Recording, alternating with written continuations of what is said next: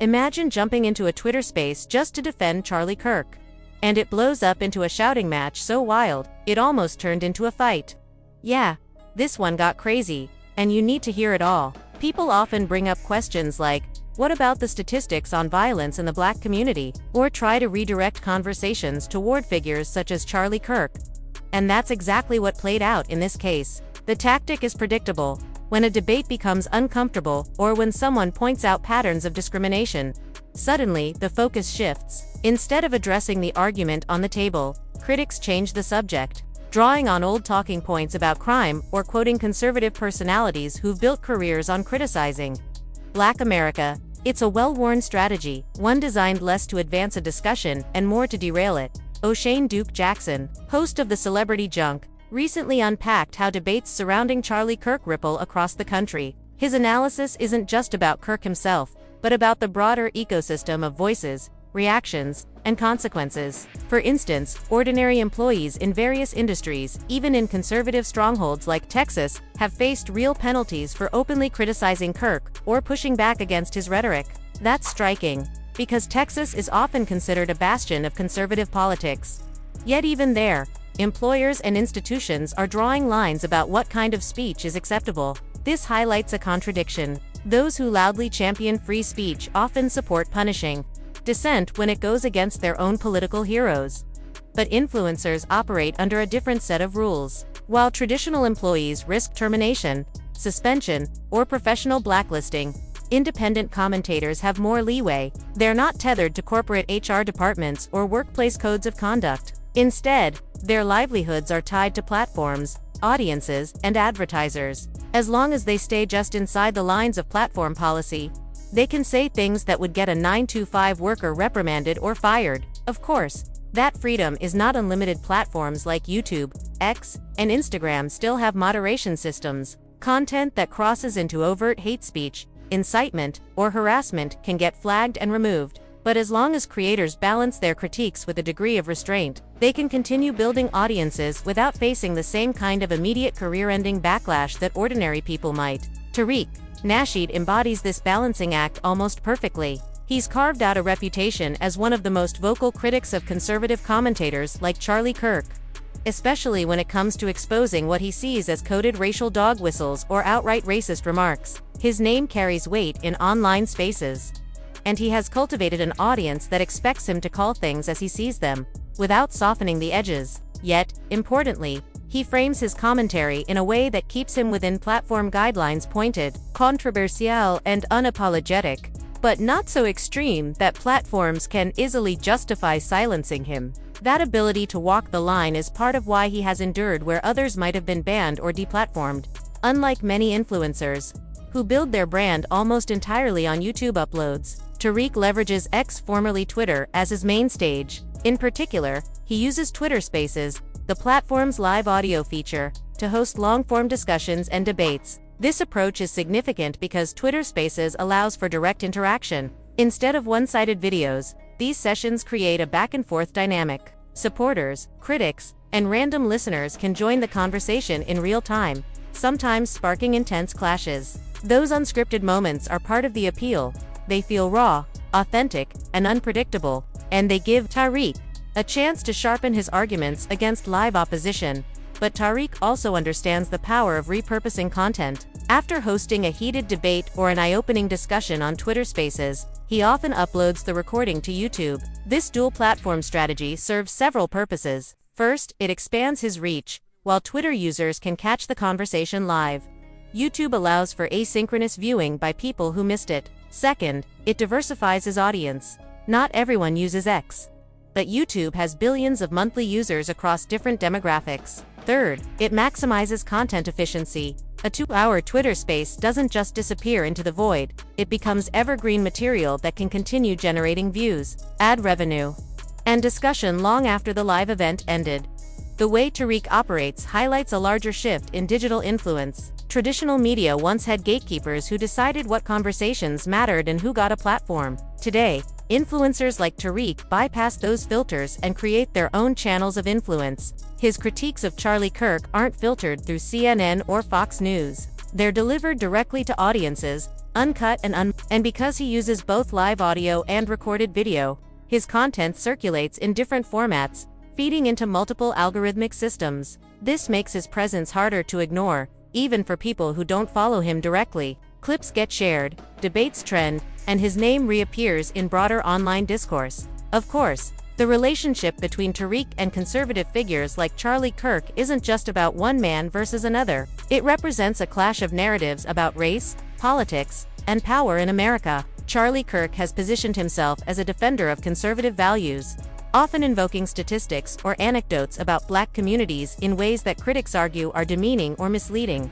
To his supporters, he's telling hard truths and resisting political correctness. To his detractors, he's weaponizing stereotypes and stoking division. Tariq, on the other hand, has made it his mission to counter those narratives. Where Kirk invokes statistics about crime, Tariq challenges the framing, pointing out how data can be cherry-picked, stripped of context, or used to smear entire groups. Where Kirk emphasizes personal responsibility in Black communities, Tariq redirects attention to systemic barriers and the ways white communities deflect from their own dysfunction by projecting onto others. This back-and-forth dynamic creates a cycle. Kirk makes a statement, Tariq responds, Kirk's supporters push back, Tariq hosts a space to debate them, and the cycle repeats, each round amplifying both men's profiles. What makes this particularly interesting is the asymmetry of risk. Kirk, with institutional backing, media connections, and donor support, speaks from a position of insulation. Even if he offends large groups, he's not likely to lose his job. Tariq, as an independent, doesn't have that kind of structural protection. Yet in practice, it's everyday working people, teachers, employees, journalists who often bear the harshest consequences for commenting on figures like Kirk. They don't have a fan base to fall back on or alternative revenue streams to cushion the blow. So while Kirk and Tariq battle it out in the digital arena, the ripple effects land hardest on ordinary people caught in the crossfire. The broader lesson here is about how influence, speech, and accountability operate differently depending on where you stand. For a conservative commentator like Charlie Kirk, free speech is framed as a right to critique others without consequences, even when his words hurt marginalized communities. For critics like Tariq Nasheed, free speech is more precarious, tolerated only as long as it doesn't cross invisible lines set by platforms and powerful institutions. And for regular people, free speech can be costly, with real-world penalties that shape livelihoods. By unpacking these dynamics, O'Shane Duke Jackson isn't just highlighting drama between personalities, he's pointing to a bigger cultural tension: who gets to speak freely, who pays the price for speaking, and how narratives about race and politics are framed in the public square. And as long as debates about Charlie Kirk continue to surface, voices like Tariq Nasheed's will keep playing a central role in challenging those narratives, both on the live stage of Twitter Spaces and the enduring archive of YouTube.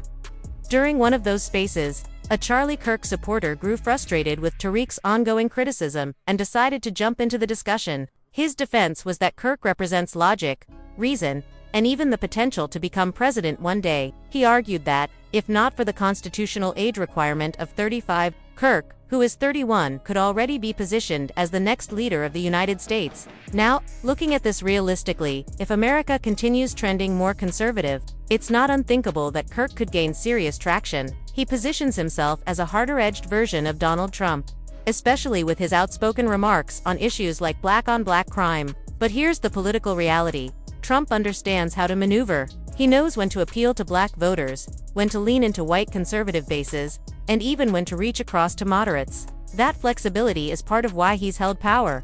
Kirk, on the other hand, doesn't seem able or willing to pivot. His blunt rhetoric would likely alienate most Black voters and make it difficult for him to build broader coalitions. If he ever did win the presidency, it would signal that America had taken a sharp turn toward open hostility against Black communities. So when critics try to deflect by saying, "But what about black-on-black crime?" they're not just dodging Tariq's points. They're reinforcing a narrative that Charlie Kirk himself has leaned on heavily.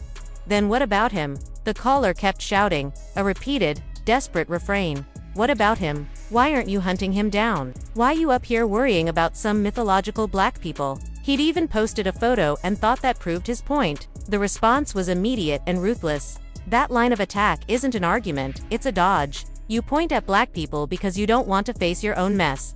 The moderator tried to keep control. But the guest wouldn't be talked over. "You will not run over me," he said, cutting through the noise. He laughed off the tough guy act.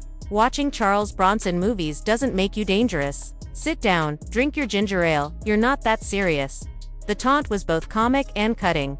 All bark, no bite. Then the challenger got personal. "Come out to Minnesota. Tell me what you'll do when I show up."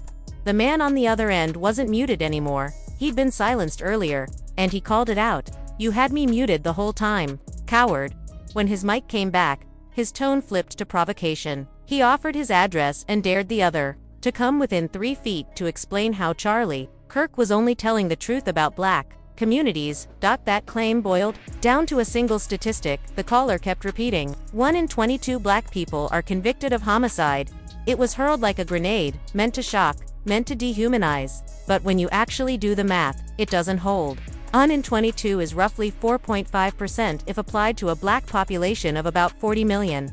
That'd imply nearly 2 million people jailed for murder. That number simply doesn't match reality. And even among incarcerated people, many are imprisoned for non-homicide offenses. The figure, as tossed around, looks more like rhetoric than research.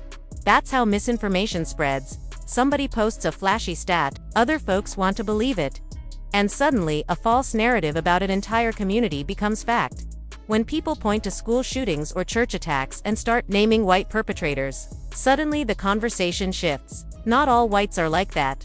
People protest. But when it's about black crime, skepticism evaporates, and the juicy stat gets repeated without context. Tariq Nasheed pushed back with a question: "Who killed Charlie Kirk?" That pivot pulls in a broader, well-known saying in the black community: when white people sniffle, black people catch the flu. In other words, when problems hit white communities, black folks suffer disproportionately because they already have fewer resources and less access. White problems don't stay contained. They spill over and hurt marginalized communities harder. So when the focus flips to white-on-white violence, the logic behind the 1 in 22 claim starts to crumble. The case in question, Kirk's killer, allegedly being from Utah, prompted even the governor to say he was praying it wasn't someone from the state. The irony is thick. People are quick to point fingers at black communities, even when the violent act was committed by a white person. At the end of the day, the debate wasn't just about a single statistic or a single murder. It was about deflection, a rhetorical pattern where structural or communal dysfunction is blamed on black people rather than examined where it actually lives. Muzzling conversation with wild numbers and bravado doesn't make the argument stronger. It only distracts from the real questions about who is harmed, who is responsible, and how we talk about both, honestly. This wasn't about black people at all. What happened is Charlie Kirk and other conservatives wandered into serious geopolitical terrain, and that drags in a whole different cast of actors. In global politics, you don't only have left versus right. You've got people fiercely pro-Israel, people fiercely pro-Palestine, hard-right nationalists, far-left activists, LGBTQ advocates, and Black Lives Matter organizers. When any side is criticized, that side gets angry. So once the conversation moves to nations, corporations, and high-stakes policy, it's no longer about black communities. It's a different fight with different stakes and players. We can't simply change by shouting black on black crime. When groups or commentators, Cantor won't address problems at the geopolitical level or fix dysfunction inside their own communities. They often fold back to easier targets. Pointing to black on black crime becomes a convenient escape hatch. It's a way to avoid admitting there are serious issues within the white community or in broader power structures. That kind of deflection says more about the accuser's unwillingness to look inward than it does about the confused. From there, the exchange collapses into personal theater. The debate dissolves into macho posturing. Come to Minnesota, face me. The insults turn absurd and sexualized. The talk of confronting an elderly white man becomes laughable, and fantasies are dressed up as threats. It's childish, trying to turn a disagreement over ideas into a physical showdown. The hypocrisy is glaring. Charlie Kirk's disparaging remarks about black people get framed as just an opinion or telling truth, while Tariq Nasheed's rebuttals are treated as provocation worthy of retaliation. The real imbalance shows up when one group holds the levers of consequence, platforms, job security, social power. When those actors can get people fired or deplatformed, free speech stops being universal. It becomes conditional, free only for those who control the platforms and institutions. That's the core issue. It's not speech that's regulated equally, it's power. When speech is backed by institutional authority, it's amplified and often protected. When it comes from marginalized voices pushing back, it's policed and punished. That lack of parity is what's really being played out in this argument. Here's what's really going on. Conservatives know deep down that once liberals regain control of the White House, and it will happen again. Given how things are running, the backlash is going to be brutal. If you're a conservative, you might want to pack your bags for Alabama, Utah, or Idaho, because the political price in blue states is going to be steep. That's just the reality of the pendulum swing. And in the meantime, many of these guys are looking desperate. They're angry, they're emotional, and they're lashing out at black folks instead of addressing their own decline. When Charlie Kirk insulted black people, his defenders said, "That's just the truth." But when black voices push back with their own opinions, suddenly, it's, "Let's fight." That double standard is glaring. The same people who love to call black communities emotional and violent have no problem threatening to throw hands the moment someone dares to challenge their ideas. Think about that for a second. A caller can hop on Tariq Nasheed's show, loudly daring him to come all the way to Minnesota, basically trying to bait him into a physical confrontation, and yet, in their mind, that doesn't count as violence. Somehow, that's framed as bravado or free speech, just guys talking tough. But when black folks push back with words, when they dare to disagree, or call out disrespect, suddenly it's labeled as anger, aggression, or being too emotional. The double standard couldn't be more obvious. This is where logic completely falls apart. If threatening to fight someone isn't emotional, then what is? If inviting a man to your city to settle it face to face isn't violent rhetoric, then how do you define violence? What's really going on is selective labeling, excusing one group's behavior while condemning another for far less. When a black critic raises his voice, it's rage. When a white conservative supporter threatens bodily harm, it's just passion or standing up for what you believe. That's not consistency. That's hypocrisy. So let's call it what it is. Hypocrisy mixed with projection. The accusations thrown at black communities, "You're too sensitive, too hostile, too quick to fight," are really a reflection of what the accusers themselves embody. When they say, "You're too emotional," what they really mean is, stop responding to our attacks. Stop exposing our contradictions. Stop holding us accountable.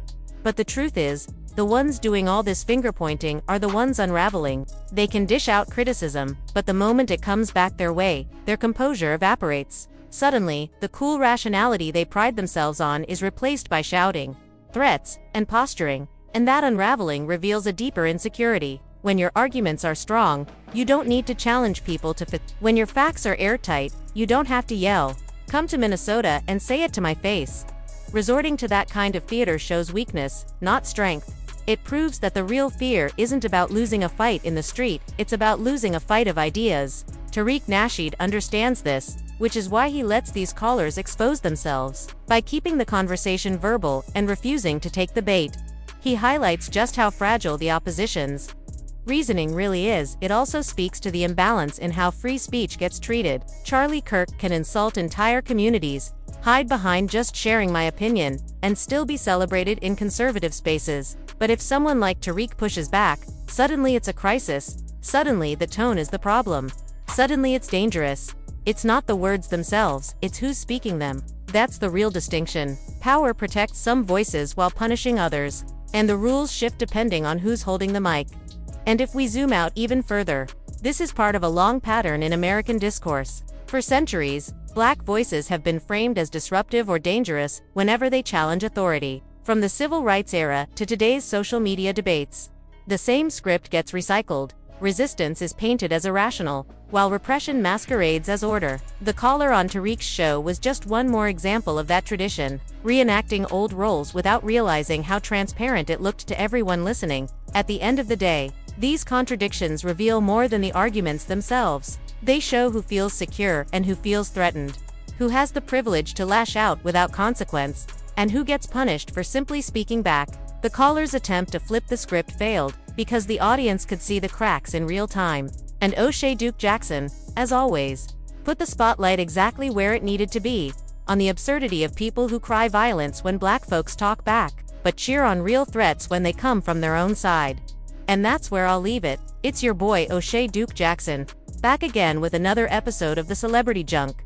You just heard the bell class dismissed.